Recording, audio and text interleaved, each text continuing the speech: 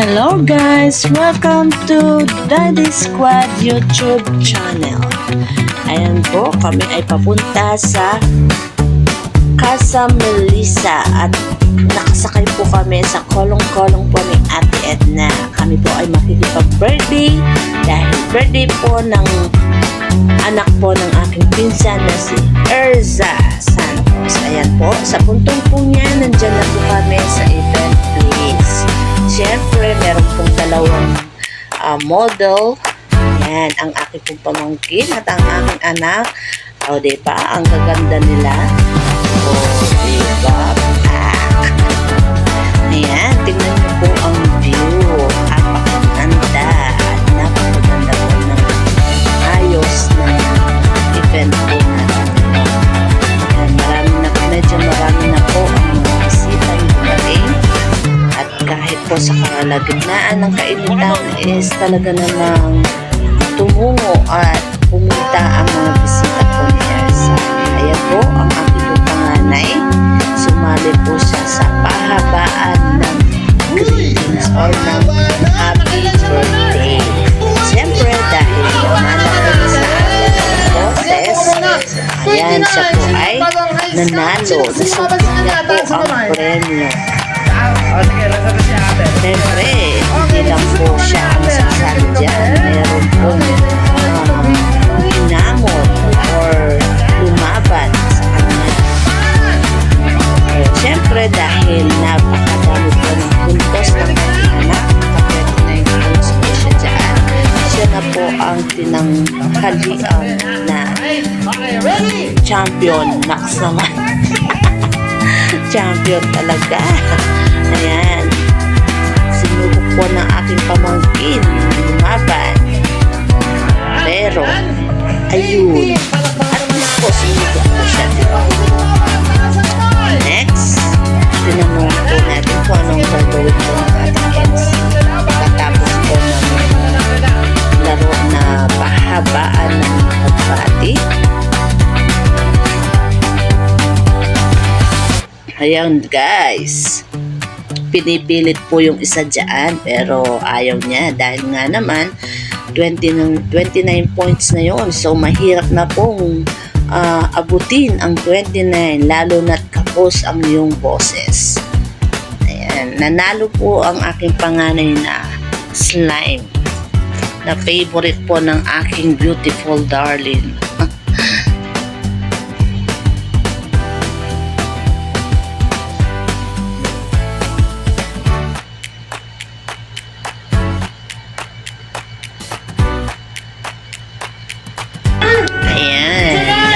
Na po siya ng premyo at dyan po is inintroduce na po yung ating birthday celebrant na si Erza at ako po ang nag-lead ng opening prayer. O diba, Japong sa forma. Siyempre mainit po ang panahon kaya nag-short na lang po muna tayo dyan. Ayan ang aking pong bunso, si Darlene. Siya po ay 7 kid. Happy birthday, Erza. Please Alam nyo guys, mahiyain po yung aking dalawang anak. Kaya pagdating sa birthday na ganyan, yung mga palaro, sila muna ay amin pong ini-encourage na sumali bago sila response. Ayan naman yung dalawang chicken.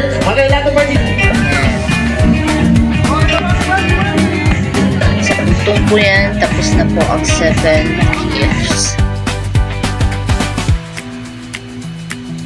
Ano po sa tingin ninyo ang nakikita ninyo sa event place? Nagagandahan po ba kayo? Yan, comment lang po kayo kung nagagandahan po kayo para nasa ganun is matry nyo rin po sa kapag po kayo ay event din po like birthday, kasal, or ano man po. Ayan na, may kasali na po yung ayan, may kasali na po yung promotion. Kaya baka naman, Casa Melissa. Ayan po. Ano kaya yung next program po natin dyan? Oh, ayun, Great to Jerusalem na nahulog pa po ang kalaban. At dahil dalawa na lang po silang natira is sila na po ang nanalo. Ayan, slime ulit po ang kinuha ng aking panganay para daw sa kanya naman. Ayan, nagpalit na po ng costume ang ating pong birthday celebrant para po sa next program. Ayan, dyan po kami sa may tabi. Kami pong kasama ko po ang aking napakagwapong asawa. Ayan. Kanina pa po niya ako pinipilit na magpa-picture. Ayan. At dahil naiinitan ako sa panahon, sabi ko siya na muna. Ayan. Para sa akin, maganda naman po yung event place. Pero dahil sa mainit po talaga ang panahon, kaya hindi ko po medyo na-enjoy. Ayan. Diyan po is pinagbigyan ko na ang aking napakagwapong asawa na mag-picture-picture. Ala! Dalawang model ng Casa Melissa. Ginugulo nila ang mga nagpo-photobooth. Ayan, anak ko. Na-videoan pa pala ako dito. Hindi ako nagsasharon dyan, ha. Ayan, yung tindera namin dyan, yun. Yung tita ko, ayun, no. Hindi, dyan na lang yun. Hindi po siya tindera dyan. Kumukuha din siya. Ayan, kumakain na po kami dyan. Ayan po yung aking pong pamangkin na nagyayaya ng mag-swimming kahit kumakain pa lang siya. Ayan na po ang aking magandang puso na si Darlene. Ayan, sa puntong po yan, kumakain na po kami. Ayan, kahit po sobrang init, kailangan kumain para mabusog. Oh no, sino yung gwapong yan? Ayun, huli ka. Huli ka, Balbon. Ayan na po si Makulit. Ayan guys,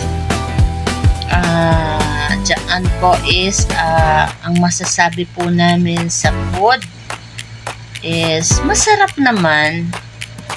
Ayan. Ay, relaxing time na. Ayan. Sa puntong po yan is nagpapababa na po kami ng kinain at kasalukuyang pong nagma-magic show yung mga MC po kanina. At sa ilang sandali na lamang po is malapit na rin po kami umuwi dyan. Ligaw na, ligaw! At tila is lumubog na po yung araw pero wala pa rin po hangin na kanina ko pa po inahanap. Ayan po ang aking napakagandang anak. Nagsiswimming na po sila dyan. Alam niyo po ba is ang plano lang po namin is makipag-birthday. Wala po sa plano namin ang mag-swimming sila. Pero dahil sa napakakulit nila is ayan, talo po ako. Nakapag-swimming po sila ulit ng walang dalang damit.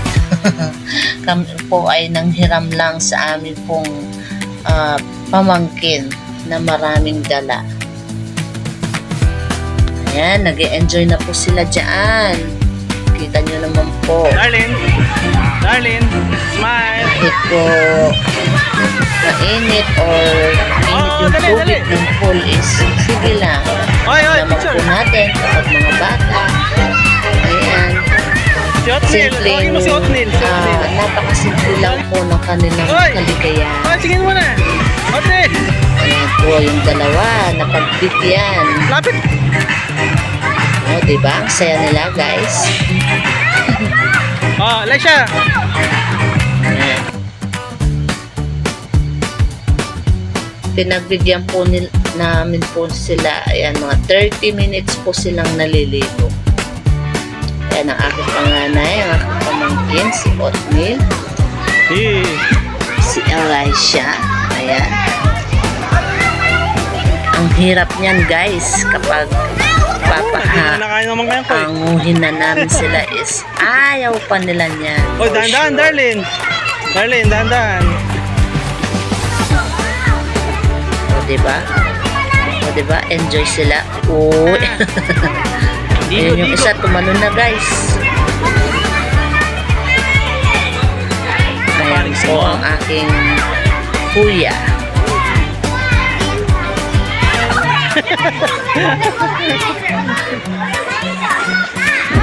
Kaya nila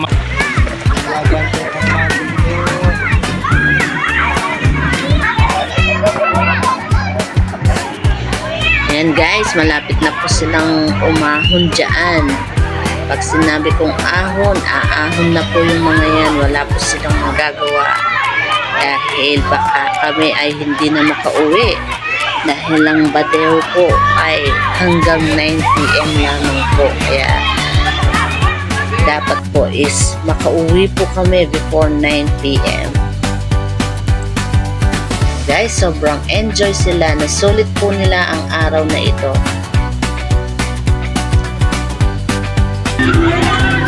Ayan, sa puntog po yan, sila po ay magbabanlaw na.